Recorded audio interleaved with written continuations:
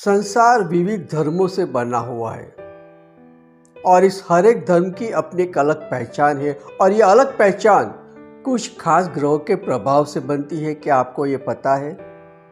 आज हम इसी बात पर चर्चा करने वाले हैं। सबसे पहले बात करेंगे हम हिंदुस्तान की, क्योंकि ये हमारा देश है। हिंदुस्तान हिंदू धर्म की भूमि, हिंदुओं की भूमि। आज हम हिंदू धर्म और इस धर्म पे किन किन ग्रहों का सबसे विशेष प्रभाव है, इसकी चर्चा करेंगे। हिंदुस्तान पे और हिंदू धर्म पे 5 ग्रहों का सबसे विशेष प्रभाव है और ये 5 ग्रह है सूर्य, मंगल, गुरु, शुक्र और शनि। ये पांचों ग्रह किसी न किसी तरह अध्यात्म से जुड़े हुए हैं और इसी कारण धर्म के आधार पर, हिंदुत्व के आधार पर हिंदुस्तान संसार की सबसे बड़ी आध्यात्मिक भूमि बनी हुई है। इन 5 ग्रहों ने हिंदुस्तान को अध्यात्म की धरा, अध्यात्म की धरती बनाकर रखा है। और वो भी किस तरह? एक सनातन धर्म की तरह। हिंदू धर्म हमेशा से था, हमेशा से है और हमेशा रहेगा, क्योंकि उसकी भूमि और उसके धर्म पर 5 आध्यात्मिक ग्रहों का हमेशा से एक शाश्वत प्रभाव रहा है। सूर्य आत्मा का ग्रह, सबसे बलवान ग्रह। मंगल जोश का ग्रह। गुरु धर्म का ग्रह और उसके साथ साथ ज्ञान विज्ञान दोनों का ग्रह। शुक्र संपत्ति का ग्रह और शनि स्थिरता का ग्रह, न्याय का ग्रह। ये 5 ग्रह किसी न किसी तरह अध्यात्म से जुड़े हुए हैं और उनमें सबसे ज़्यादा आध्यात्मिक शक्ति सूर्य और गुरु में है, क्योंकि सूर्य आत्मा का ग्रह है और गुरु धर्म का, ज्ञान का ग्रह है। गुरु मंगल, आप किसी भी आध्यात्मिक पुरुष की, धर्म पुरुष की, परम पुरुष की, पुरुषोत्तम की कुंडली देख लीजिए, उसमें गुरु मंगल का बल आपको अवश्य दिखाई देगा। अरे आपको अगर दीक्षा भी लेनी हो तो उसमें गुरु मंगल का बल होना जरूरी होता है। और यहाँ पे तो हिंदू धर्म के पास गुरु मंगल के साथ साथ सूर्य का भी बल है और शनि की स्थिरता भी है। और इसी कारण इस देश को मुगल बादशाह या अंग्रेज भी हिंदुत्व से अलग नहीं कर सके। ये देश हमेशा से एक सनातन धर्मी था और एक सनातन धर्मी रहेगा, क्योंकि इस देश में जो ग्रह है, इस देश के जो ग्रह है, वो पूरी तरह अध्यात्म से जुड़े हुए ग्रह है। हाँ, एक बात है, सूर्य मंगल का जो एक बल है वो थोड़ा सा अग्नि तत्व के कारण भी नकारात्मक है। यहाँ के राजा, सत्ताधीश, नेता, ये सब जोशीले जरूर है, लेकिन क्योंकि इस देश पर बुध का प्रभाव सबसे कम है, इस कारण बुध चूंकि बौद्धिक कौशल्य का ग्रह है, विज्ञान का ग्रह है, यहाँ पे बुद्धि कौशल्य खास करके राजाओं में, राजपूतों में थोड़ा कम दिखाई दिया है। नेताओं में तो उसकी कमी बहुत नजर आई है। उनकी नजर हमेशा बहुत छोटी रही है। उन्होंने हमेशा अपना निजी स्वार्थ देखा है, आपस में लड़ते रहे, झगड़ते रहे।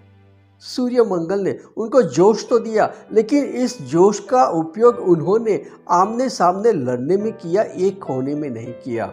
शुक्र ने उनको बहुत सारी संपत्ति दी, गुरु ने ज्ञान भी दिया, विज्ञान भी दिया। और यहाँ पे एक बात आप खास देखिए, बुध विज्ञान का ग्रह है, लेकिन गुरु और सूर्य के कारण हमारे देश का जो धर्म है वो पूरी तरह विज्ञान पर आधारित है। लेकिन हमने इस धर्म को इस तरह से कुछ श्रद्धा तत्व के साथ, कुछ अंधश्रद्धा के साथ जोड़ दिया कि हमने उससे, विज्ञान से बिल्कुल अलग कर दिया।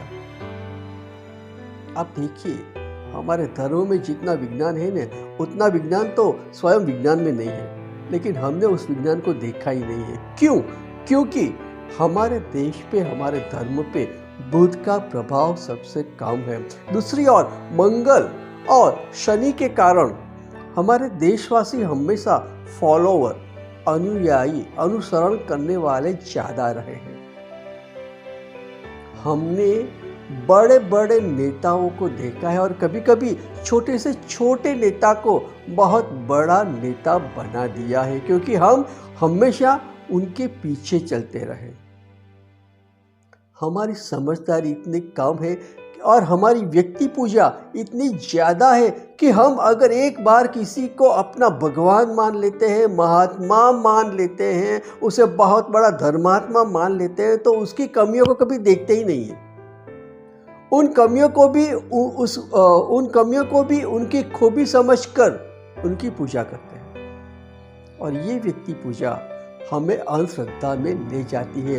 अतिशय अध्यात्म कभी कभी अंधश्रद्धा की ओर ले जाता है और ये तत्व हमारे देश में खास देखने को मिलता है, हमारे धर्मों में खास देखने को मिलता है।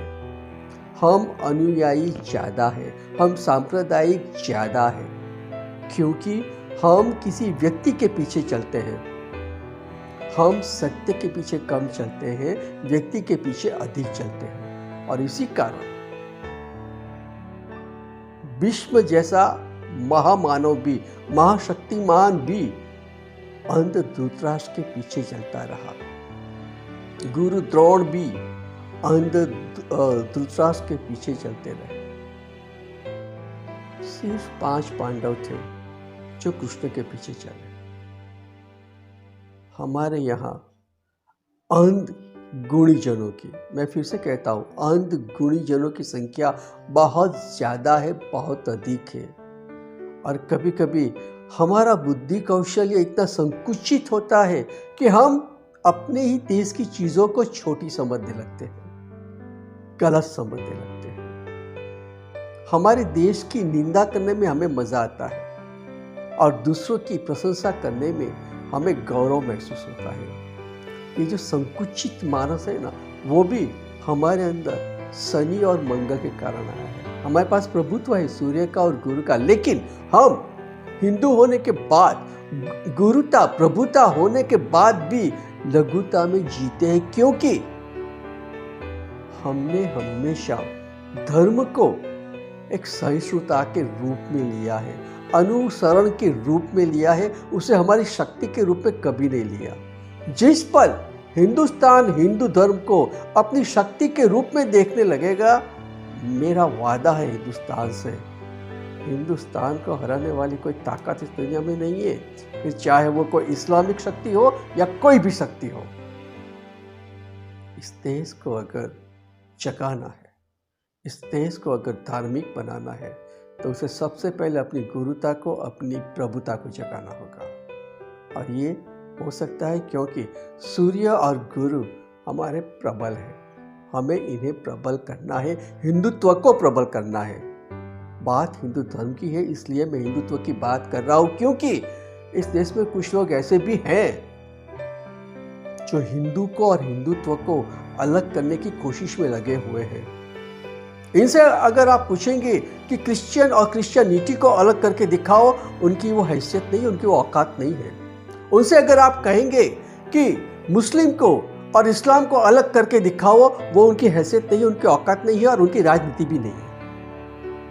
उनकी राजनीति हिंदुत्व और हिंदू को अलग करने की है, क्योंकि ये उनकी वोट बैंक का सवाल होता है और ये हमारे हिंदू धर्म के ग्रहों से बना हुआ है, क्योंकि हमारा हिंदू धर्म सूर्य मंगल के कारण और साथ ही शनि के कारण छोटी सी मानसिकता, संकुचित मानसिकता से बना हुआ है और ये राजनेता उसी संकुचित मानसिकता के सबसे बड़े उदाहरण हैं। उम्मीद है यह वीडियो आपको पसंद आया होगा। इसे लाइक कीजिए, शेयर कीजिए, बेल आइकन के साथ सब्सक्राइब कीजिए और अगर अब तक हमारे चैनल को सब्सक्राइब नहीं किया है तो कर लीजिए। ये धमकी है, देख लीजिए। Thank you for watching the video, keep watching.